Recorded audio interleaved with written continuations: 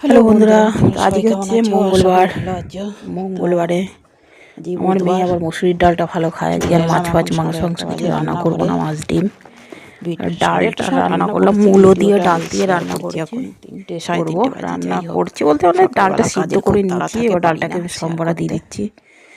তা আজকে সবটা রান্না আমি দেখাতে করলাম পারি না, ডাল, যেহেতু মুগ আমার কাছে ডাল কোনো দিয়ে স্ট্যান্ড মূলো নেই। দিয়ে আমি হাতে করেই যেটুকু পারি ভিডিও করি। ডালটাকে সম্বরা দিয়ে নেবো আমি। মুগ ডালটাকে আগে ডালটা আমি সিদ্ধ সিদ্ধ করে নিয়েছি। নিয়েছি, মুগ ডাল ডালটাকে বলছি, সম্বরা মসুরি দেওয়ার ডালটা জন্য সিদ্ধ করে নিয়েছি, মূলো দিয়ে পরিমাণ ডাল মতো দিয়ে নিয়ে করছি নিলাম। আজকে। কড়াইতে তেল দিয়ে দিয়েছি ডালটাকে সম্বরা দেওয়ার জন্য আর গোটা জিরে সম্বরা জিরে দেবো দিয়ে আজকে। দিলাম একটু, আর একটা জিরে আর একটা শুকনো লঙ্কা দুটো সম্বরা শুকনো দিয়ে লঙ্কা দিলাম। ফাটিয়ে দিয়ে দিয়েছি আমি তেলের উপরে। এটা হয়ে গেলে দিয়ে নুন রান্না হলুদ আছে। সব আজকে দেওয়াই হয়ে গেছিলো, বেশি কিছু কাঁচা করবো লঙ্কা না, দিয়েছি 4-5টা, মানুষও তো আর কম, দুটো ওর জন্য সম্বরা কম দেওয়ার রান্না জন্য করলেই শুকনো হয়ে লঙ্কা যায়। আর গোটা জিরা তাও দিয়ে কড়া লাগে, সম্বরা দিয়ে 2-3 দিলাম। ভাগে না হলে বলবে আবার।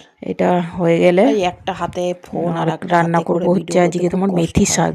কবে যে একটা স্ট্যান্ড কিনতে পারবো জানি না। এটা একটু ফুটুক, তা তারপরে দেখো নামিয়ে ডালটা নেবো। সম্বরা দিয়ে ধনেপাতা দিয়ে দিলাম আমি, ডালটার উপরে একটু ধনেপাতা একটু দিয়ে ফুটে দিলাম। গেলেই একটু নামিয়ে ফুটে নেবো, গেলেই যেহেতু নামিয়ে সিদ্ধ নেবো। হয়ে গেছে সব। এরপর ভেজে নেবো মেথি তারপরে শাকটা। রান্না করব আমি তোমার মেথি শাকটা। তো মেথি শাকটাকে আমি ভালো করে ধুয়ে কেটে রেখেছি। 2-3 বার ধুয়ে নিয়েছি। এটা নামিয়ে মেথি শাকটা ভাজবো। মেথি মেথি শাক শাকটা ভাজার আগে আমি ভাজার একটা আগে ওতে পেঁয়াজ কিছু ভেজে পেঁয়াজ নিলাম আমি ওই ভেজে তেলের উপর, নিলাম। কেননা মানে সিম সেদ্ধ দিয়েছিলাম, সিম মাখবো, সিম সেদ্ধটাকে মাখার মাখবো। জন্য তো একটা পেঁয়াজ ভেজে পেঁয়াজ নিচ্ছি একটা, আর দুটো আর তিনটে শুকনো লঙ্কা। 3টে শুকনো লঙ্কা, মেথি সরি শাক ভাজার জন্য কুচি শুকনো কুচি করে লঙ্কা একটা ভেজে তুলে দিয়ে নিলাম দিচ্ছি আমি তোমার। আগে। তারপরে দিয়ে দিলাম তোমার কুচনো রসুন, একটা রসুন গোটা নিয়েছি আমি। রসুনটা কি শীতকালে খেলে না গা হাত পার ব্যথা কমে, তা আমি বেশি বেশি করেই দেওয়ার চেষ্টা করি।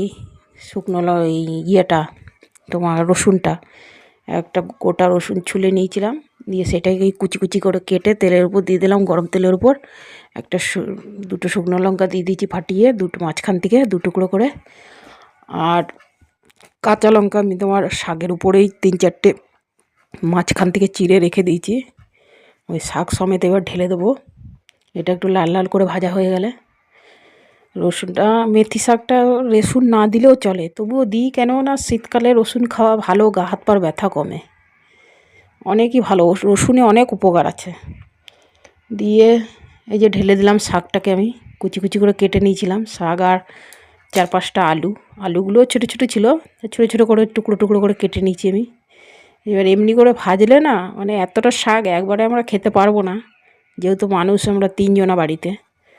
তা এমনিতেও কমে যাবে এটা ভাজার পরে, তা রাতে হয়ে যাবে রুটির জন্যে।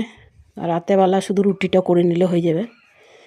আর ওর জন্যই বেশি করে একবারে 2 তাড়া শাক ছিল, 2 তাড়ি শাকই আমি কেটে ধুয়ে ভালো করে দিয়ে দিয়েছি। এটাকে